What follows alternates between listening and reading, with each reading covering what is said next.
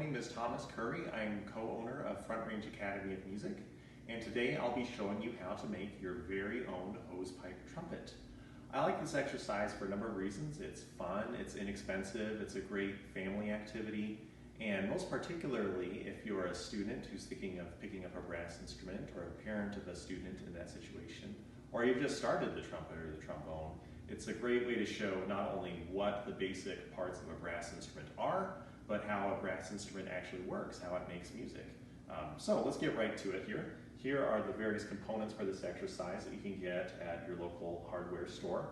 You can see we have these medium-sized funnels here. I just got these at my local Ace Hardware. They had even other colors, so red I think they had, so you can use your discretion to pick the color you'd like. You also need some vinyl tubing, clear vinyl tubing. I got tubing that is 1/2 inch outer diameter and 3/8 of an inch inner diameter, which best simulates the bore of a B-flat trumpet or bugle. You'll also need good kitchen scissors or a good knife, a tape measure, something that can serve as a trumpet or cornet mouthpiece if you don't already have one. This is my cornet 7C mouthpiece. But if you don't have one, you can find something in the plumbing or gardening section of your hardware store that should be close enough. The basic requisites are it needs to have a circular rim on which to place the lips. There needs to be a cup area into which the lips can vibrate. And in the deep part of the cup, there needs to be a hole that will lead into the pipe or the trumpet or the cornet that will allow the buzzing of your lips to produce the trumpet sound. And all told, once we're done, we'll have something that is sort of akin to my B-flat cornet here, or a B-flat bugle.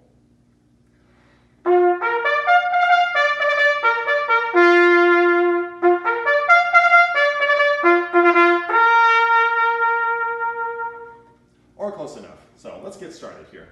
Our first step is we need to find our tubing here and cut it to the proper length.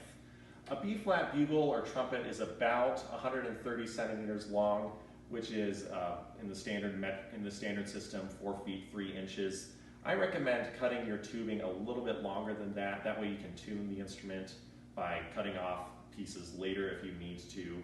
If you don't have a tuner already, then I recommend just downloading a free tuner on one of your smart devices. Those are readily available.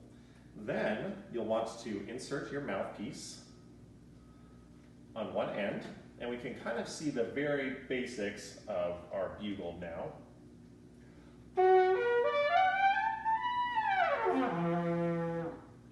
Not too pretty, right? What I'm essentially doing is I'm making that raspberry buzzing sound, putting that into the mouthpiece, and then that's causing the air column in this tube to resonate at the different pitches in the harmonic series.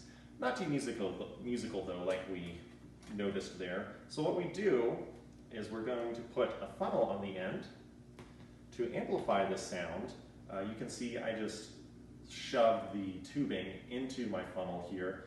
If your tubing won't fit into the funnel, what I suggest doing is taking our little tea kettle here, or our Pyrex, heating up some water to loosen up the vinyl. Then you can take these pliers here and you can use it to expand the mouth of the plastic, and then you can fit it over the funnel. But let's put in our mouthpiece here and give this a try.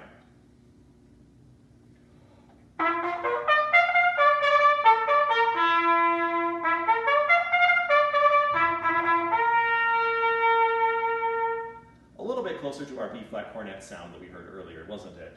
Now you'll notice it was a little bit cumbersome to hold it out like this, so what you could do is you could coil the tubing a little more and end up with something that resembles a post horn.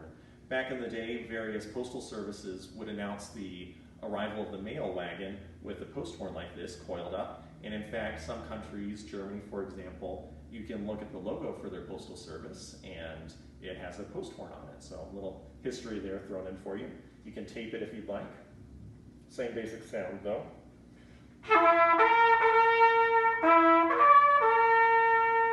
To our bugle. And incidentally, there's another use for this. I use it to water my Christmas tree during the holiday season. I also suggest brushing your teeth before you play this. If you've had a sugary beverage or a lollipop or something, you don't want that sticky residue ending up in your post horn. Well, that's the bulk of our video today. Thank you all for watching. I hope you learned something and that you have a blast making your very own hosepipe horn.